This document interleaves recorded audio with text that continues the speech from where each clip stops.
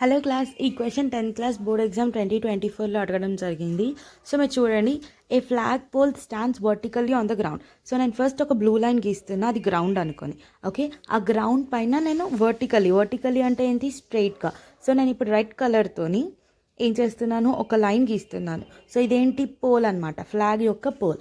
ఇంకా from the point which is 15 meters away from the foot of the tower. అంటే foot of the tower ఏంటి, నేను green కలర్తో highlight చేస్తున్నాను. So ఈ ఫూట్ ఆఫ్ ద టవర్ నుంచి ఒక పాయింట్ 15 meters అవే అంటాడు. సో 15 meters దూరం అనమాట. సో నేను ఏం చేస్తున్నాను, ఒక లైన్ గీస్తున్నాను రెడ్ కలర్లో, అది 15 meters దూరం ఉంది ఫూట్ ఆఫ్ ద టవర్ నుంచి. అలా గీశాడు. దాని తర్వాత ఏమన్నాడు, the angle of elevation to the top 45 degrees అన్నాడు. సో టాప్కి ఒక లైన్ గీయాలి, కానీ ఆ లైన్ ఎంత డిగ్రీస్లో ఉండాలి, 45 degreesలో ఉండాలన్నమాట. సో 45 degreesలో ఒక లైన్ గీసేస్తే ఈ డ్రాయింగ్ అయిపోతుంది. Thank you.